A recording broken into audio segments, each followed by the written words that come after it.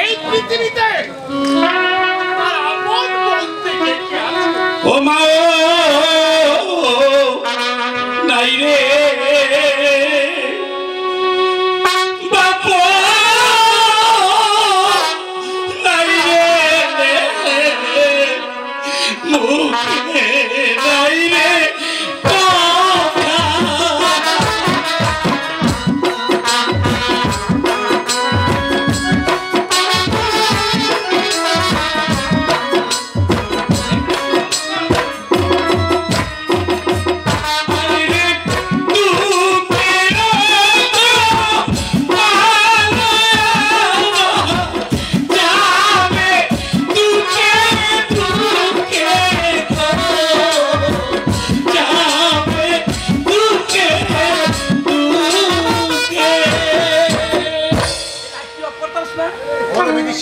মহারাজ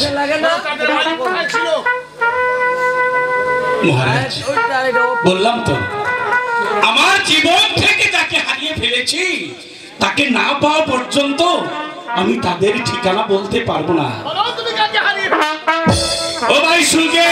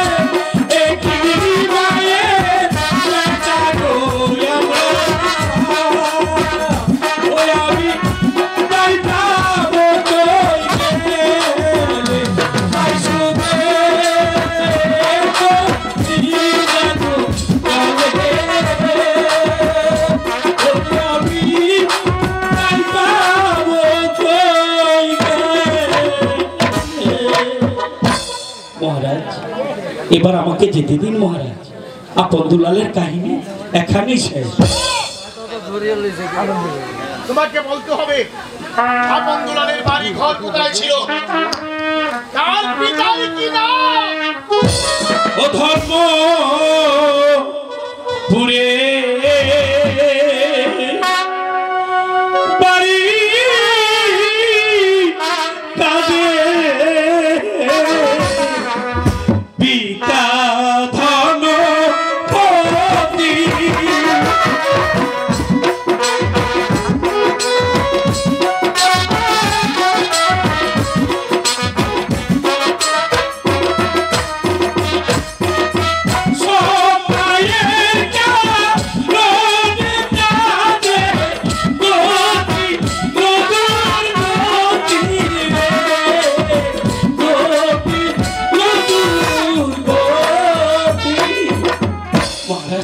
আমাকে যেতে দিন। বলো তোমার নাম কি?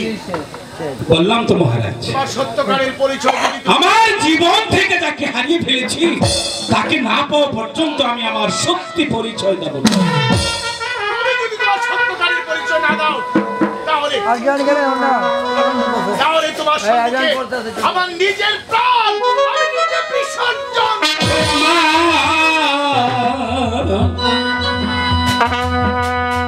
নামটি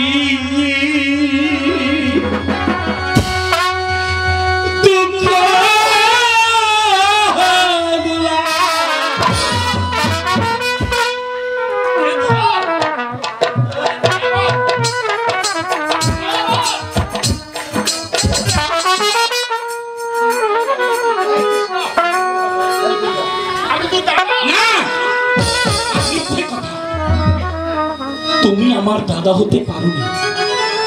কেন জানো?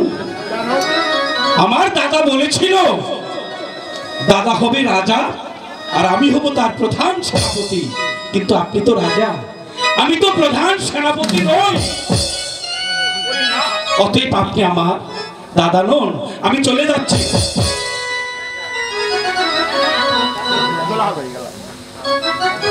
আমি ইচ্ছে করে আমি রাজা হইনি। আর তোর যদি বিশ্বাস না হয় তাহলে তুই মনে করে দেখ, সেই ছোটবেলায় কাকামণি যখন আমাদেরকে যুদ্ধবিদ্যা শিক্ষা দিয়েছিল, সেদিন সেদিন তুই আমার হাতে আঘাত করেছিলি।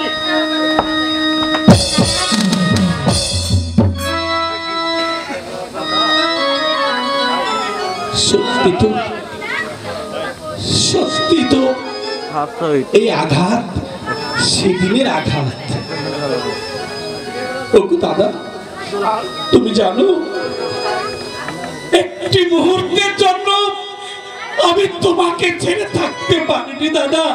জানো আমি তোমাকে কত জায়গায় খুঁজেছি, পাহাড় পর্বত বন উপবন, কোথাও পাইনি। অনেকদিন যাবত আমি তোমার মুখে দুলাল ডাক শুনিনি। একটিবার তুমি আমাকে দুলাল বলে তোমার এই বুকে একটু আগলিয়ে ধরে রাখবে না দাদা? দাদা দাদা দাদা দাদা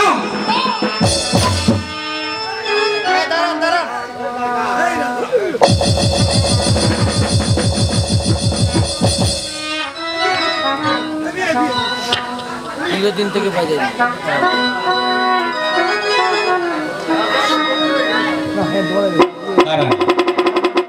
কোথায় যাচ্ছেন? ওগো পিতা,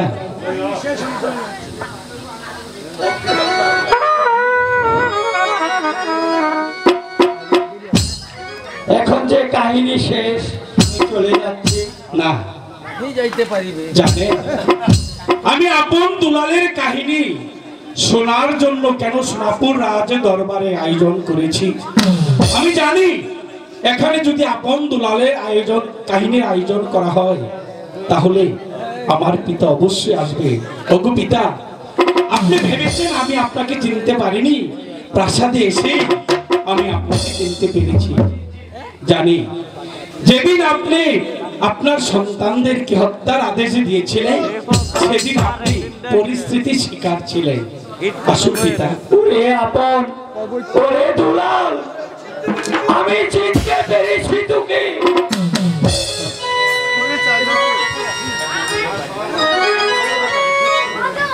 দাঁড়ান গুরুদেব, আপনিও চলে যাচ্ছেন? যেতে পারবেন না গুরুদেব, এখানে দাঁড়ান। কাকাবাবু, এই কাকাবাবু, তুমিও চলে যাচ্ছ? এসো, এদিকে এসো।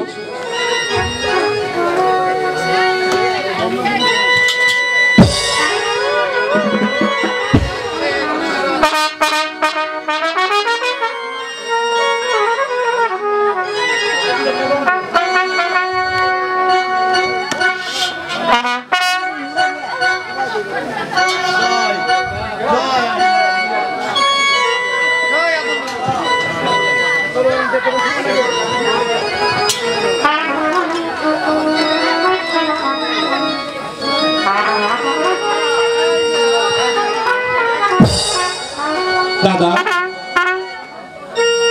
তাই তো আজ থেকে শুরু হলো আপন দুলালের